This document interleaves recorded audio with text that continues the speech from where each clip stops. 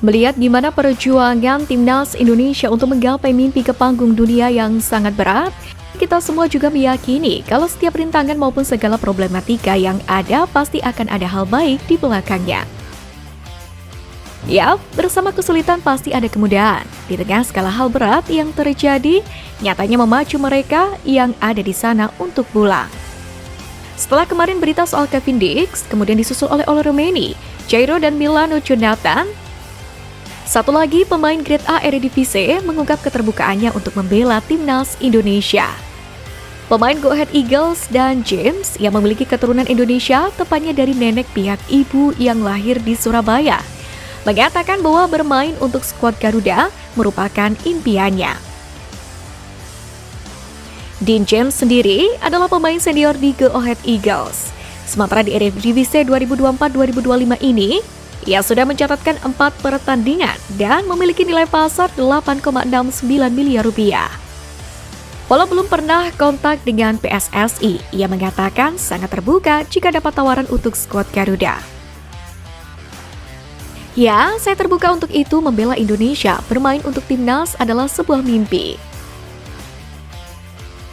Dan juga benar Dean James merapat, hal ini akan sangat menguntungkan tim Garuda. Menyusul kabar cedera Asnawi Mangkualam usai membela klubnya Port FC di Liga 1 Thailand. Melalui akun Instagram resmi klub, Port FC mengumumkan bahwa Asnawi diperkirakan membutuhkan waktu 2-4 minggu untuk pemulihan. Jangka waktu itu tentu saja membuat sang pemain berpotensi absen saat timnas Indonesia menghadapi 2 laga krusial di kualifikasi Piala Dunia 2026 zona Asia, yakni kalah melawan Jepang dan juga Arab Saudi. Kehilangan Asnawi Mangkualam tentu menjadi pukulan telak bagi Sintayong. Pasalnya, pemain berusia 25 tahun ini telah menjadi pilar penting di lini belakang timnas Indonesia.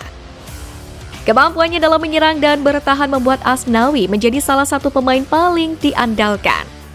Asnawi juga menjadi pemain utama saat Indonesia menghadapi kekalahan dari Cina pada 14 Oktober lalu.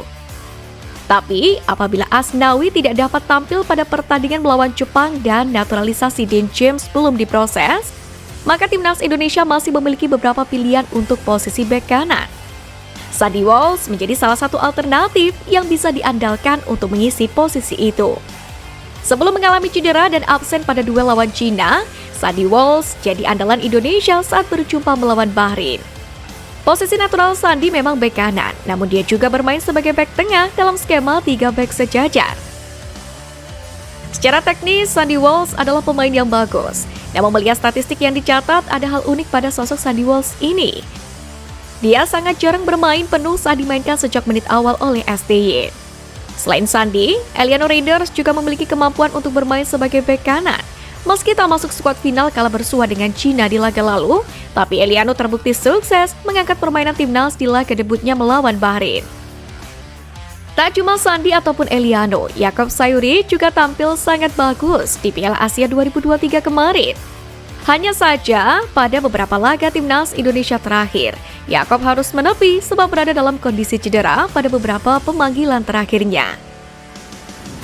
Kini sudah pulih dari cedera yang dialami, Yakob Sayuri pun sudah bermain secara reguler untuk Maluku United.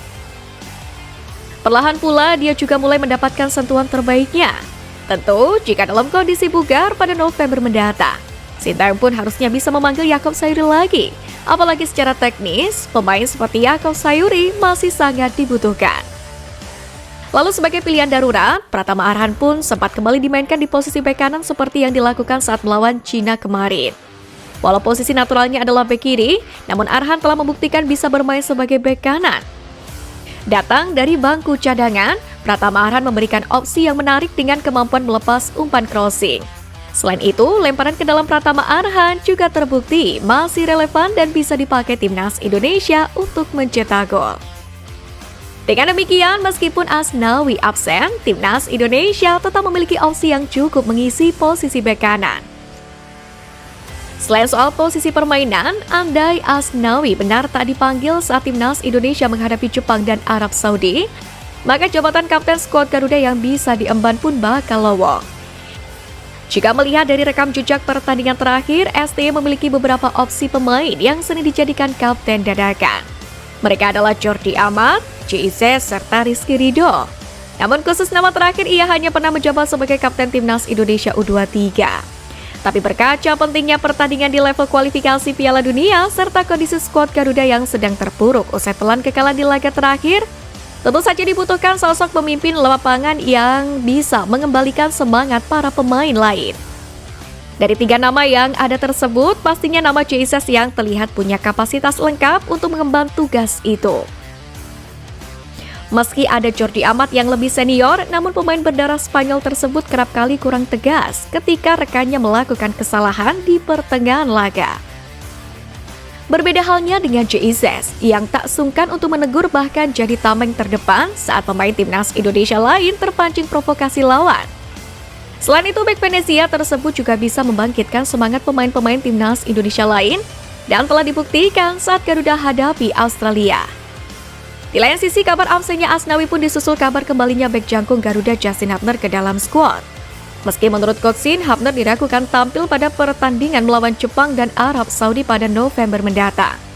Namun, nyatanya Hubner langsung membantahnya dengan mengatakan akan kembali memperkuat timnas Indonesia di lanjutan babak ketiga nanti. Sebagai informasi, Hubner sendiri merupakan bek andalan Indonesia yang sudah mengemas 10 cap sejak Piala Asia 2023 pada Januari kemarin. Keseluruhan cap tersebut dicatatkan Hubner pada tahun ini, terkecuali 2 pekan ke belakang. Pada jeda internasional Oktober ini, pelatih Wolverhampton Wanderers Gary O'Neill sendiri menyepil kondisi pemainnya yang tidak dipanggil tim nasional termasuk Hubner. Wolves sedang berada di dasar klasemen Liga Inggris dengan hanya 1 poin dari 7 pertandingan. Hal ini membuat Justin Hubner harus bekerja sangat keras semasa jeda internasional ini. Hubner pun tampaknya masih akan dilibatkan di tim Wolves U21 terlebih dulu sebelum dipertimbangkan untuk tim utama. Meski begitu, dengan tekad apiknya, ia sangat semangat untuk segera kembali ke timnas Indonesia di pertandingan mendatang.